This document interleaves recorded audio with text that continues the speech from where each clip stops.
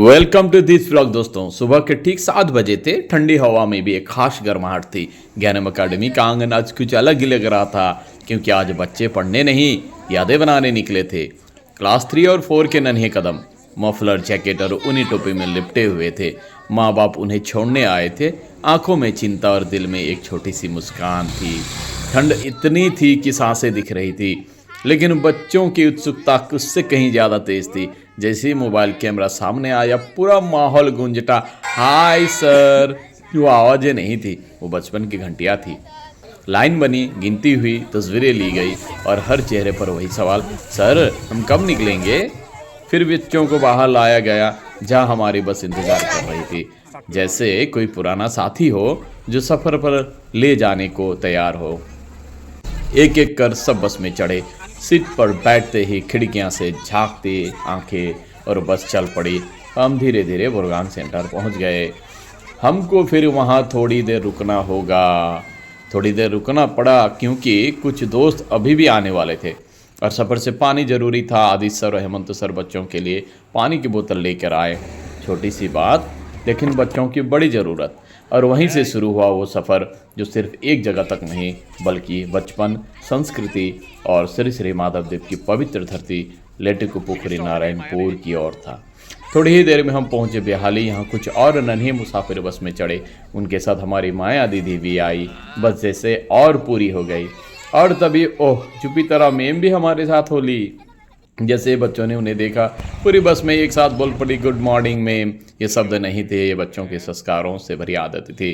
फिर हम आगे बढ़े बेइज्जती की ओर। यह मौसमी मैम भी बस में आई। आज सिर्फ बच्चे ही नहीं, शिक्षक भी उतने ही उत्साहित थे, क्योंकि आज हम सब एक साथ टूर पर जा रहे थे। टूर बेइज्जती सेंटर पर फिर बस थोड़ी देर रुकी और वहाँ कुछ बच्चे चढ़े और फिर हम पहुँचे गौपुर। यहाँ नाश्ता का वक्त था। बस एक होटल के सामने बस रुकी और शिक्षक टीम की मदद से सारे बच्चे लाइन में अंदर गए।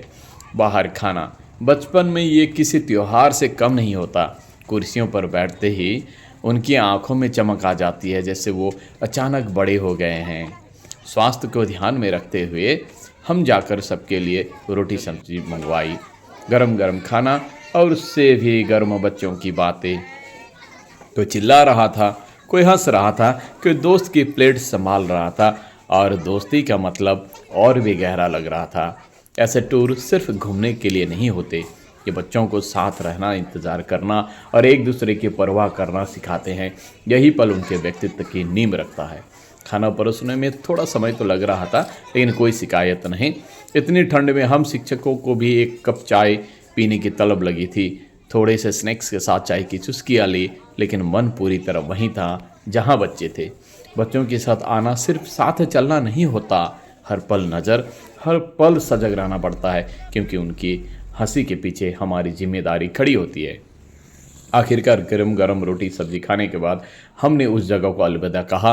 कुछ 100 मीटर आगे बढ़कर फिर बस रुकी वापसी की खाने की तैयारी के लिए। इस होटल का नाम था मौसाक। ये जगह खुली थी, हवादार थी और पार्किंग की भी बड़ी जगह थी। पहले होटल से कहीं ज़्यादा सुरक्षित थी, तो हमने यहीं उनके लिए लंच का बुकिंग किया।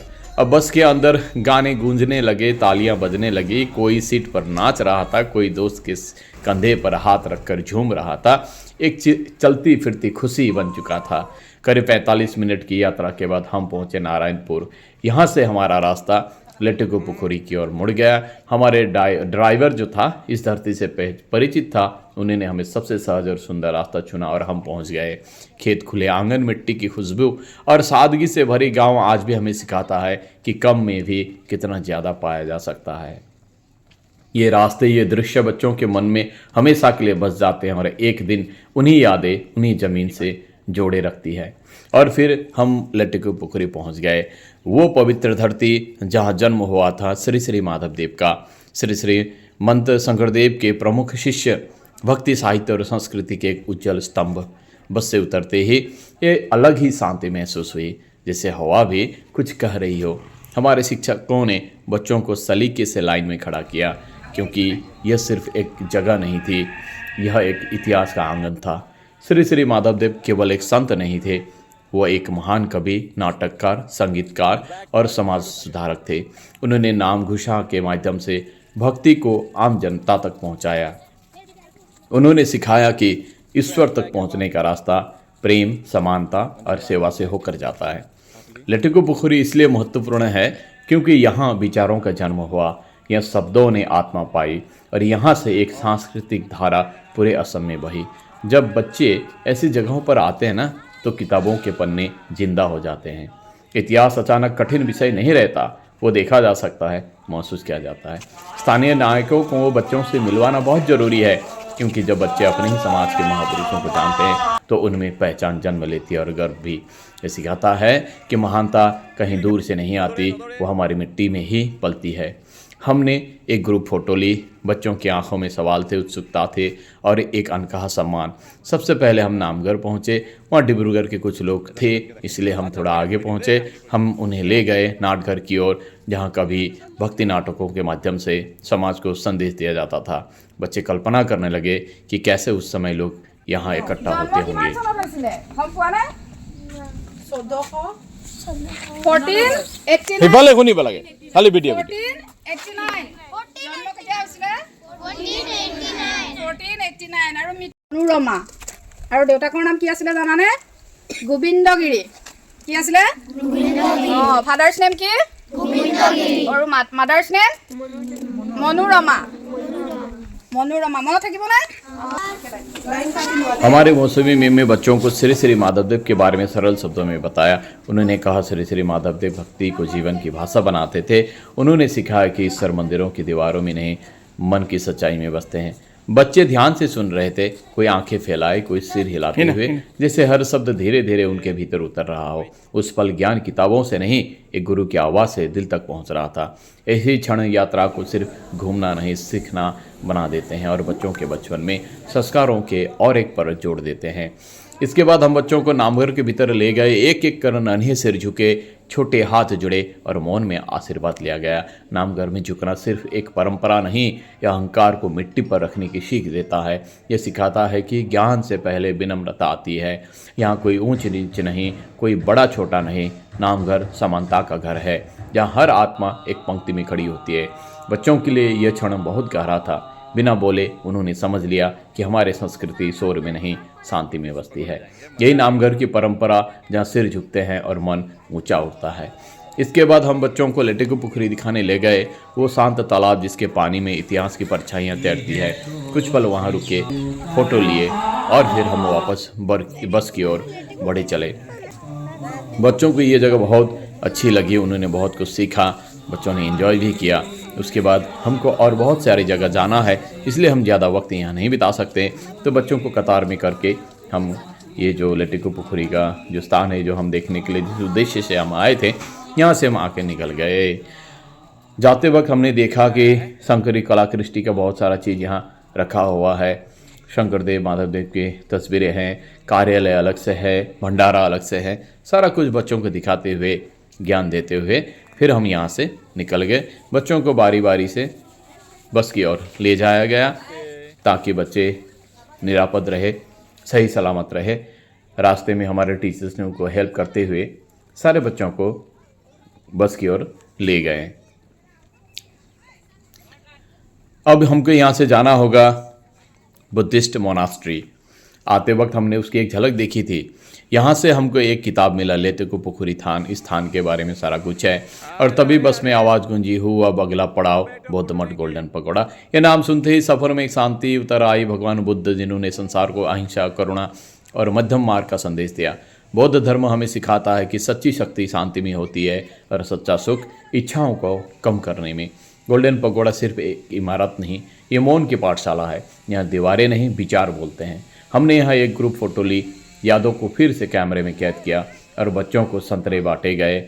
सारे बच्चे एंजॉय करने लगे, घूमने लगे, खेलने लगे। अब ये बच्चियाँ, उधर बच्चे अलग अलग से। हमने सारों का ग्रुप फोटो हमने लिया ताकि उनको बाद में ये चीज़ बहुत प्रेशियस लगे। बस क्या था, संतरे, हंसी और ढेर सारी गपशप। कोई दोस्त को चिढ़ा रहा था और कोई गिन रहा था किसका संतरा बड़ा है। हमने बच्चों को इस जगह का महत्व समझाया कि कैसे अलग अलग धर्म हमें एक ही बात सिखाते हैं, अच्छा इंसान बनना। लेकिन बच्चों का मन अब आगे उड़ चुका था। अचानक वो सवाल बार बार पूछ रहे थे, सर, हम माधवदेव कला क्षेत्र कब जा रहे हैं? हमने बच्चों को बोला कि ऑरेंजेस तुम ले लो, यहाँ खाओ, उसके बाद हम आराम से यहाँ निकलेंगे।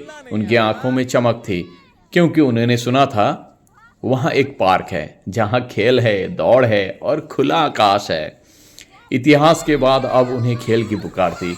यही तो बचपन है जहाँ ज्ञान और खेल हाथ पकड़कर साथ चलते हैं। और हम मुस्कुरा रहे थे, क्योंकि यह उत्सुकता ही सीखने की सबसे सुंदर शुरुआत होती है। और फिर वो पल आ ही गया, हम पहुंच गए माधवदेव कला क्षेत्र।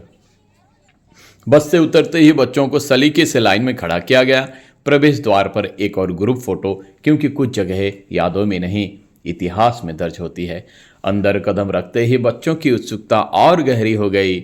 सबसे पहले हम उन्हें ले गए म्यूजियम की ओर, जहां परिचय हुआ शंकरी कलाकृष्टि से।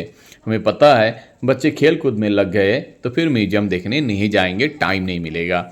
इसलिए हमने सोचा कि पहले उनको उधर लेके जाएं, ज्ञान ले, सीखे, अनुभव करें। उसके बाद हम उनको खेलने के लिए छोड़ देंगे। 1-1.5 घंटा खेलेंगे, मस्ती से मौज करेंगे, उसके बाद फिर हम लौटेंगे। यह अनुभव सच में माइंड ब्लोइंग था। शंकरी कलाकृति सिर्फ कला नहीं, एक संपूर्ण जीवन दर्शन है। यहाँ नृत्य है सत्रिया, जो शरीर को भक्ति में ढाल देता है।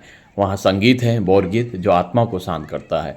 यह नाटक है अंकिया नाट, जहाँ अभिनय समाज को दिशा देता है। यह कला मनोरंजन के लिए नहीं, उद्धार के लिए रची गई थी। इसका उद्देश्य था लोगों को जोड़ना, भक्ति को सरल बनाना और समाज को एक सूत्र में बांधना। म्यूजियम में रखी मूर्तियाँ, चित्र, वाद्य यंत्र और दृश्य प्रस्तुतियाँ, सब कुछ बच्चों को एक अलग ही युग में ले जा रहा था। किताबों में पढ़ी बातें आज आंखों के सामने थी। बच्चे चुप थे, क्योंकि कुछ चीज़ें तालियों से नहीं, मौन से समझ जाती है। यहाँ उन्हें समझ आया कि हमारी संस्कृति केवल बीते समय की नहीं, आज भी जीवित है और हमें संस्कारों की जड़ें देती है। माधवदेव कला क्षेत्र का पहला अनुभव ही बच्चों के मन में एक बीज बो चुका था, पहचान का, गर्व का और अपनी मिट्टी से जुड़ाव का। ये जो कला क्षेत्र एक सांस्कृतिक परिसर ही नहीं, ये सबकी आत्मा को संभाल कर रखने का एक पवित्र प्रयास है। इस कला क्षेत्र का निर्माण इसलिए किया गया ताकि श्री श्री माधवदेव और श्री मंत शंकरदेव द्वारा प्रवाहित शंकरी परंपरा आने वाले पीढ़ियों तक जीवित रह सके। ये जगह भूलने के लिए नहीं, यादें दिलाने के लिए बनाई गई है। यहाँ हर दीवार, हर संरचना एक कहानी कहती है, भक्ति की, समानता की और सांस्कृतिक एकता की। यहाँ संग्रहालय, खुले मंच, कला दीर्घाएँ और सांस्कृतिक स्थल इस तरह रचे गए हैं कि बच्चे देख सके, समझ सके और महसूस कर सके कि शंकरी संस्कृति कितनी व्यापक थी। यह कला क्षेत्र हमें बताता है कि कला सिर्फ मंच पर नहीं होती, वो जीवन जीने की शैली होती है। जब बच्चे माधवदेव कला क्षेत्र में चलते हैं तो वह एक उद्यान में नहीं, अपने पहचान के बीच चल रहे होते हैं। जब हम माधवदेव कला क्षेत्र के भीतर खड़े होते हैं तो हम केवल एक इमारत नहीं देख रहे होते, हम देख रहे होते हैं एक ऐसे सपने का रूप जो कई दशक पहले बोया गया था। फिर समय था बच्चों को खेलने के लिए छोड़ देने के लिए। तो दोस्तों, कला क्षेत्र का निर्माण हमारे संस्कृति के बचाव के लिए किया गया था। सारी चीज़ हम समझाने के बाद अब बच्चों को पूरी आज़ादी दे दी गई। पार्क में खेलने की 1 घंटे के लिए कोई किताब नहीं, कोई लाइन नहीं, सिर्फ हंसी, दौड़ और खुला आसमान। जैसे ही उन्होंने झूले, स्लाइड, सीसॉ और खुले मैदान को देखा, उनकी आंखें चमक उठी। कोई झूले पर उड़ने लगा, कोई फिसल पट्टी से बार बार नीचे आ रहा था, किसी ने पकड़म पकड़ाई शुरू कर दी तो कोई मैदान में दौड़ का राजा बन गया। यह खेल सिर्फ खेल नहीं थे, ये थे उनके भीतर जमा सारे उत्साह का निष्कासन। खेल बच्चों को शरीर में मजबूती प्रदान करती है और मन से मुक्त करती है।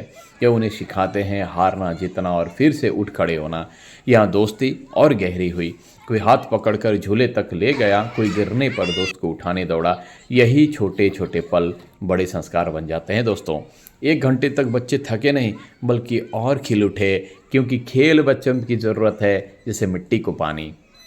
हम शिक्षक थोड़ी दूर से उन्हें देख रहे थे, उनकी हंसी में अपना बचपन खोजते हुए।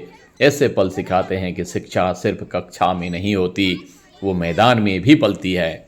और उस दिन माधवदेव कला क्षेत्र सिर्फ संस्कृति का केंद्र नहीं रहा, वो बचपन की सबसे खूबसूरत पाठशाला बन गया। और यहीं पर एक बात खामोशी से बहुत कुछ कह गई, खेल कोई फालतू समय नहीं होता। जब बच्चों को 1 घंटे की पूरी आज़ादी मिली तो उन्होंने सिर्फ दौड़ भाग नहीं की, उन्होंने खुद को जिया। झूले पर उठते हुए डर को हराया, स्लाइड से फिसलते हुए संतुलन सीखा और खुले मैदान में थक कर भी फिर उठना जाना। आज के समय में जहां बच्चे ज़्यादातर स्क्रीन के सामने पल रहे हैं, ऐसे खुले खेल उनके लिए सांस लेने जैसा है। यह खेल उनकी आँखों को आसमान से जोड़ते हैं, उनके पैरों को धरती से। माता पिता के लिए यह समझना बहुत ज़रूरी है कि ऐसे स्कूली गतिविधियों सिर्फ घूमने के बहाने नहीं होते। यहाँ बच्चों को स्वतंत्र बनाती है, जिम्मेदार बनाती है और सामाजिक बनाती है। जब बच्चा दोस्त के साथ खेलता है ना, तो वो साझा करना सीखता है। जब गिरकर उठता है तो आत्मविश्वास पाता है, और जब समूह में रहता है तो अनुशासन अपने आप आ जाता है। इससे टूर बच्चों को माँ बाप से दूर रहना भी सिखाती है, आत्मनिर्भर बनाती है। उसके बाद दोस्तों हम पार्क से निकलकर एक छोटा सा ऑर्किड गार्डन था, वहाँ पे भी देखे, और फिर हम चले गए। समय दस्तक दे रही थी तो हम फिर यहाँ से निकलकर चले गए गौपुर के उस मोसाक होटल पे, जहाँ हमने पहले लंच बुक किया हुआ था। सारे बच्चे, शिक्षक और हमारे ड्राइवर स्टाफ सब साथ बैठे खाना खाने। फिर से हंसी, मज़ा और कल्पनाओं की उड़ान। थाली में खाना था और आसपास कहानियाँ, कौन क्या खेला, कौन कितनी बार झूले पर गया, हर बात एक याद बन रही थी। उस दिन लंच सिर्फ भोजन नहीं था, वो पूरे सफ़र का मीठा विराम था। यहाँ लगभग 1 घंटा बीत गया, पता ही नहीं चला कैसे। लंच के बाद कुछ बच्चे थक कर अपनी सीट पर टिक गए तो कुछ अब भी बातों में डूबे थे। भोजन के बाद की वो सुकून भरी सुस्ती, आंखें आधी बंद, चेहरों पर संतोष। कुछ बच्चों ने पानी की बोतल भरी, कुछ ने दोस्तों की बैग संभालने में मदद की। बस चल पड़ी। खिड़की के बाहर रास्ते पीछे छूट रहे थे और भीतर बचपन के किस्से इकट्ठा हो रहे थे। कोई सीट पर टेक लगाकर सो गया तो कोई आज की तस्वीरों को मन में दोहरा रहा था। और हम शिक्षक चुपचाप सोच रहे थे, आज किताबें नहीं खुली, लेकिन बच्चों का मन कई पन्ने आगे बढ़ गया। शाम की ओर जब हम वापस अपने परिचित रास्तों पर थे तो हमें यकीन था आज ये बच्चे सिर्फ घूम कर नहीं लौट रहे हैं, बल्कि थोड़ा और बड़े होकर घर जा रहे हैं। लंच के बाद बच्चों की नज़र पास की छोटी दुकान में थी। उन्होंने बहुत सारे कुछ खरीदे। ये छोटे छोटे पल उन्हें निर्णय लेना सिखाते हैं। यही आज़ादी उन्हें जिम्मेदार बनाती है। तो समय बहुत हो चुका था दोस्तों, और हम लौट रहे थे ज्ञानम अकेडमी। बच्चों को जगह जगह के ड्रॉप करने के बाद बच्चों के चेहरे पर जो संतोष था वो बता रहा था आज उन्हें कुछ नया सीखने को मिला। और अब आखिरकार हम ज्ञानम अकेडमी पहुंच गए।